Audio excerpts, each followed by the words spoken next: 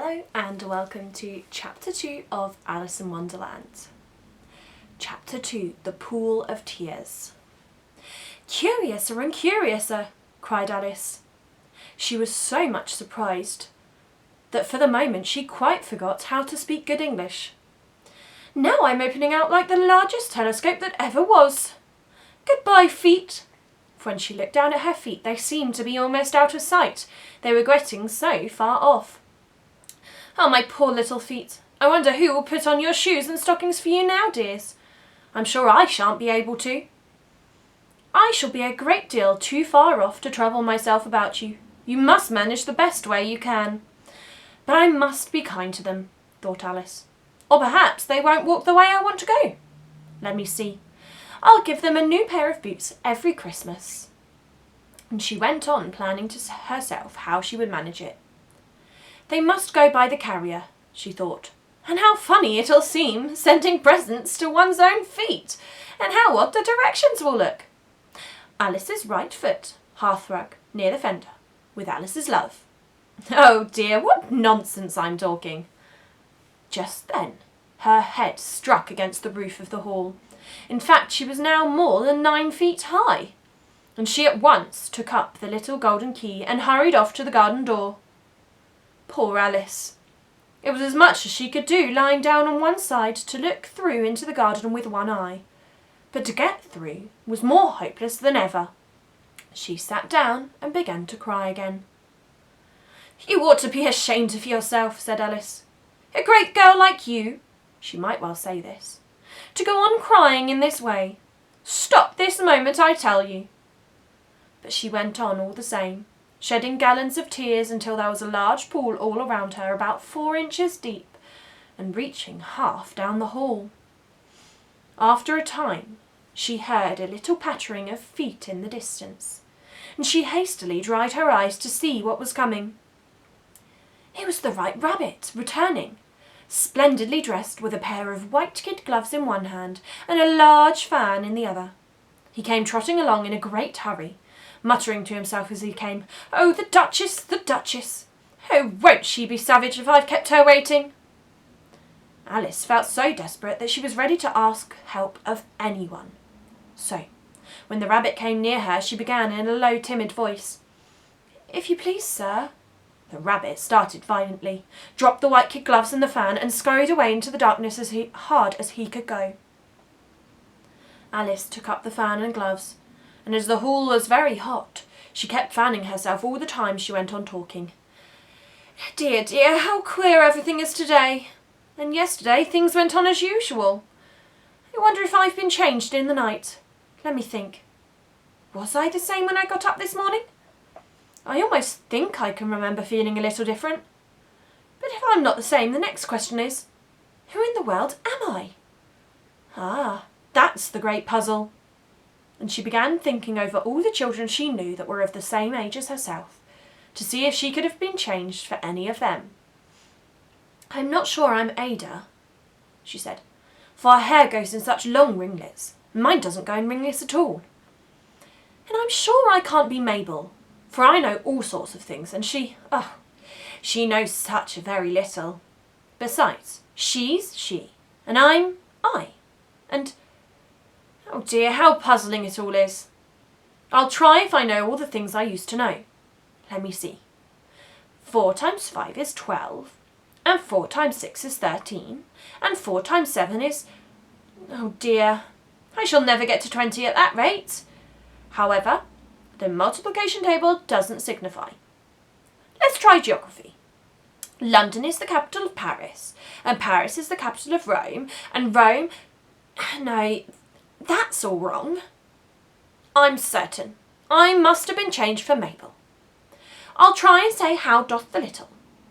And she crossed her hands on her lap as if she was saying lessons, and began to repeat it, but her voice sounded hoarse and strange, and the words did not come the same as they used to. "How doth the little crocodile improve his shining tail, and pour the waters of the Nile on every golden scale? How cheerfully he seems to grin, how neatly spread his claws, and welcome little fishes in with gently smiling jaws." "Oh, I'm sure those are not the right words," said poor Alice. and her eyes filled with tears again as she went on. "I must be Mabel after all, and I shall have to go and live in that poky little house, and have next to no toys to play with, and oh, ever so many lessons to learn. No, I've made up my mind about it. If I'm Mabel, I'll stay down here. It'll be no use their putting their heads down and saying, 'Come up again, dear.' I should only look up and say, 'Who am I then? Tell me that first, and then, if I like being that person, I'll come up. If not, I'll stay down here till I'm somebody else.' But oh dear," cried Alice with a sudden burst of tears, "I do wish they would put their heads down. I'm so very tired of being all alone here." As she said this, she looked down at her hands and was surprised to see that she had put on one of the rabbit's little white kid gloves while she was talking. "How can I have done that?" she thought. "I must be growing small again."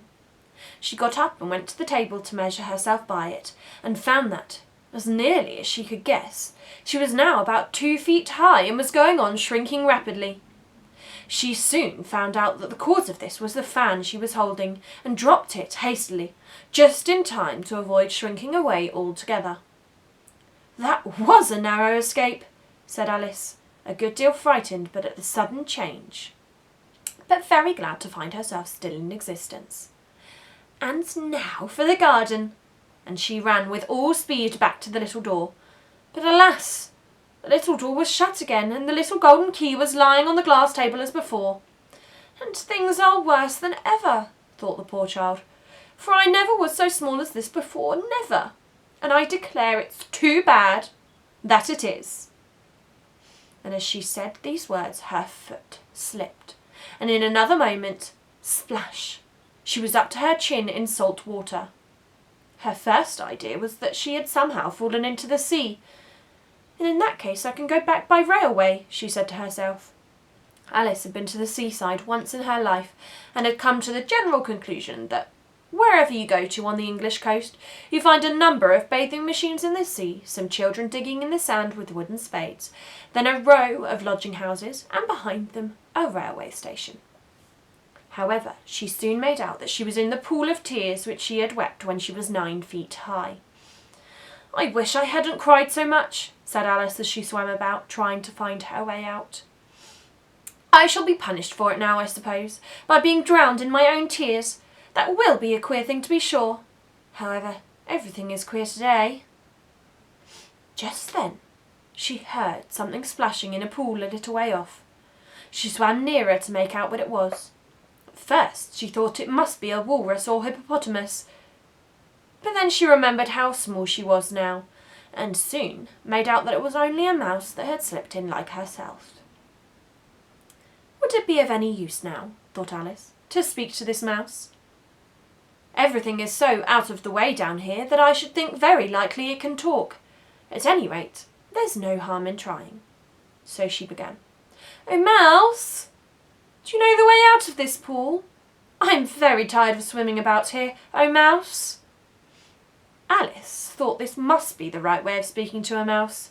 She had never done such a thing before, but she remembered having seen in her brother's Latin grammar, "A mouse of a mouse to a mouse, oh mouse." The mouse looked at her rather inquisitively, and seemed to her to wink with one of its little eyes, but it said nothing. Perhaps it doesn't understand English, thought Alice. I dare say it's a French mouse, come over with William the Conqueror. With all her knowledge of history, Alice had no very clear notion of how long ago anything had happened. So she began again. "Où est ma chatte?" which was the first sentence in her French lesson book. The mouse gave a sudden leap out of the water and seemed to quiver all over with fright. "Oh, I beg your pardon," cried Alice hastily, afraid that she had hurt the poor animal's feelings. "I quite forgot that you don't like cats." "Not like cats?" cried the mouse in a shrill, passionate voice. "Would you like cats if you were me?" "Well, perhaps not," said Alice in a soothing voice. "Don't be angry about it. And yet I wish I could show you our cat Dinah. I think you'd take a fancy to cats if you could only see her. She is quite a dear thing." Alice went on half to herself as she swam lazily about in the pool. And she sits purring so nicely by the fire, licking her paws and washing her face. And she is such a nice soft thing to nurse. And she's such a capital one for catching mice. Oh, I beg your pardon, cried Alice again, for this time the mouse was bristling all over, and she felt certain it must be really offended. We won't talk about her any more if you'd rather not. We indeed, cried the mouse, who was trembling down to the end of his tail. As if I would talk on such a subject. Our family always hated cats. Nasty, low, vulgar things. Don't let me hear the name again. I won't indeed, said Alice in a great hurry to change the subject of conversation. Are you fond of dogs? The mouse did not answer, so Alice went on eagerly. There's such a nice little dog near our house, I should like to show you. A little bright-eyed terrier, you know, with, such long curly brown hair. And it'll fetch things when you throw them. It'll sit up and beg for its dinner, and all sort of things. I can't remember half of them. And it belongs to a farmer, you know. He says it's so useful, it's worth £100. He says it kills all the rats and... Oh dear, cried Alice in a sorrowful tone.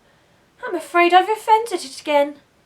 For the mouse was swimming away from her as hard as it could go and making quite a commotion in the pool as it went. So she called softly after it. Mouse dear, do come back again, and we won't talk about cats or dogs either, if you don't like them. When the mouse heard this, it turned around and swam slowly back to her. Its face was quite pale, with passion, Alice thought, and it said in a low, trembling voice, Let us get to shore, and then I'll tell you my history, and you'll understand why it is I hate cats and dogs. It was high time to go, for the pool was getting quite crowded with the birds and animals that had fallen into it. There was a duck and a dodo, a lorry and an eaglet, and several other curious creatures. Alice led the way, and the whole party swam to the shore. And that's the end of chapter 2. See you for chapter 3. Bye-bye.